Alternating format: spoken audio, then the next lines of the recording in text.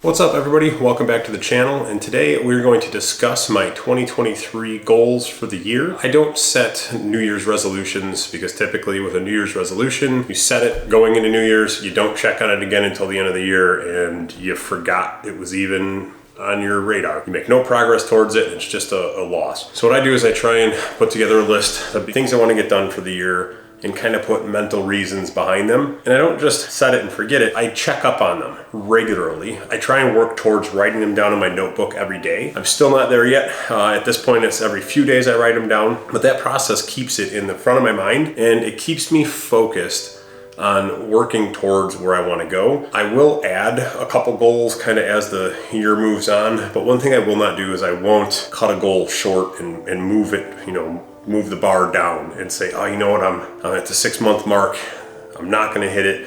I will never move a goal down. I will just leave it in place. If I don't hit it, I don't hit it, and I will evaluate at the end of the year why I did not hit it. Today, I'm gonna run you through them. They're in no specific order, but I do have them broken down into 3 different groups. And the first group I'm gonna start with is what I'm gonna call my contribution goals. As you guys have heard me mention in videos before, I am just trying to add value to other people's lives. Even if my videos help one person find a way to approach life differently, or find a way to build happiness, or find a better way to do something, or move them along their path towards they want to go, then this work well worth it to me. So contribution goals, first is mentor 2 people. I've got a couple local younger people that I kind of jump on calls with, emails, texts, but I'd kind of like to find a more formal setting of maybe once a month meetings, bi-weekly phone calls, just to generally help guide and get them through some roadblocks they might be facing, or help kind of build a long-term structure towards what they're trying to accomplish. I want to find a way to add value to 1,000 people. Between Facebook posts,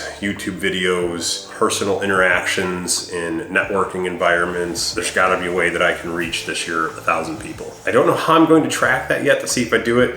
I'm working on a way to come up with a metric that I feel is an accurate measure. Not there yet, still working on it. This is the only monetary thing on my list for this year, which is donate $10,000 to kids in need. Every year, all of my charitable contributions, I would say, not all, 95% in one fashion or another go towards children in need. Kind of guess the reason behind that is growing up, my mother did not have a bunch of money. She worked 3 jobs to keep a roof over our heads. And I can remember the stress she went through every year when back to school time came.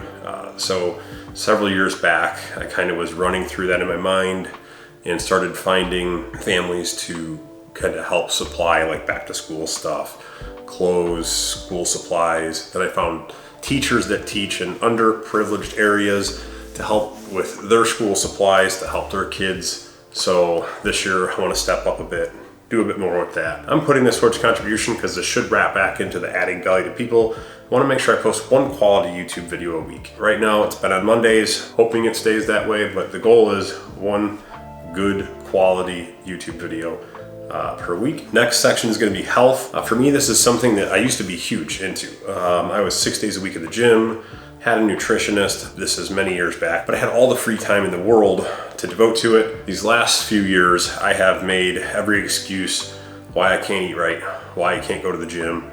I work full time, I started this other business, I'm doing this, we're doing this, there's just no time. So several months back, I ripped the Band-Aid off and said, this is now a priority. It is on my schedule. I have a trainer that holds me accountable 3 days a week, 45 to 60 minutes for our training session. And then on any day that's not leg days, 20 minutes of cardio after. So that is one of my health goals. To kind of tie with that, I want to be in the best shape of my life by 40. I'm 39 right now, I'll be 40 October 15th. So I have got just under 10 months at this point to get in the best shape of my life. And tying into this, stick to my nutrition plan Monday through Friday. I used to be on a very regimented nutrition plan years back that didn't really have much wiggle room. So with this one, I've set it up, or I shouldn't say I've set it up, I've had it set up to where I stick to it Monday through Friday. And then on the weekends, we'll go out to dinner and get a steak, kind of eat what I want to eat at dinner, somewhat within reason. And so far the results have been great. We'll stick with that. This one might not sound like health, but I promise you it is. Visit 4 new countries. We haven't nailed down which ones we want to visit this year. Right now on the list so far, we have Norway, Finland, Turkey, Hungary, and Croatia are kind of on the top of the list. There's a couple more on there, but we're trying to figure out a way to structure kind of a longer trip to hit 4 of them at once, which would be awesome. And the reason I say it's in health is I believe it's for mental health, and travel is just a passion that we have. Going out and seeing the world is just, it's so refreshing. And it is not to get away from our current life. It's to open our eyes to different viewpoints, to different cultures, and kind of try and become more well-rounded people in general. Typically, before we started taking bigger trips like this, we'd go on 3 or 4 day trips down to Mexico. And the reason they were short like that is because by day 3, I'm like, I'm done. I want to go home. I've got so much going on and I love what I do. So these are not vacations to get away. And then one more thing for health, I'm going with golf more often. I don't care if you think it's health or not. For me, I love going out to golf with the boys. Did not make enough time for it last year, so I'm making it a point this year. I will golf more, I swear. And then the last one is, well, not the last one, but the last group is going to be underneath growth goals. First one on the list, I want to build another badass spec house. I own a residential new construction company, and we focus on high-end custom homes.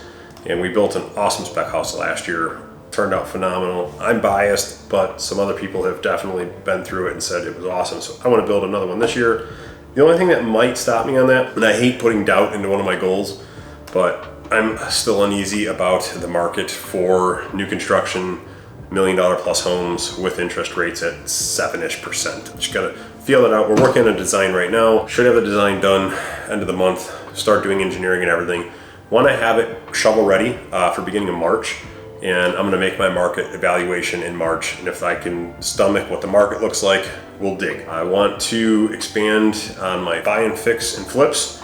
I want to get 3 houses under my belt this year for fix and flips. I want to raise the capital to buy a 50+ unit apartment complex. Apartment complexes have been something that has been on my radar since 2007-ish, 15, almost 16 years now. It has been a huge goal of mine to own a complex. I put my first offer in on a 30 unit back in 2020. Got beat out on that deal, but I learned a whole lot from it. I'll probably break that out into another video later on some of my takeaways from negotiating that deal. I want to attend 2 seminars, conferences, business related towards growth and development. I want to find another mentor for myself to add to my roster. I feel that having mentors in different aspects of your life is very valuable. Not just having one mentor as like a general whole life overview. I really think that it can be beneficial to have them in different walks of life.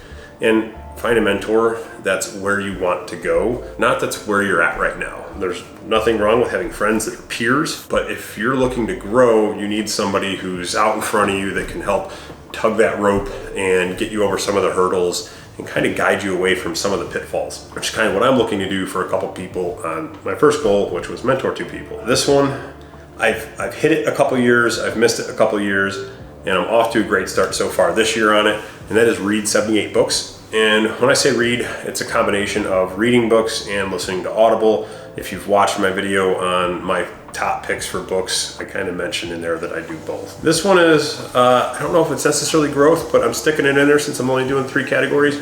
And I want to finish my private pilot's license. I just started it last year. I've kind of been on a break for about a month now. With the weather being as cold as it is and my schedule being hectic, I just don't feel like being outside pre-flight in the plane when the wind chills are 0 degrees. Not fun, but I will get it done in 23. And this last one, I struggle with this every year, and I've already broken it. Maybe I didn't break it since I put the deposit on something last year, but is don't buy dumb shit. And it sounds so simple, but for me it's huge because I have a problem with impulse buying. If I'm out and I see something I want, I've always struggled with just buying it.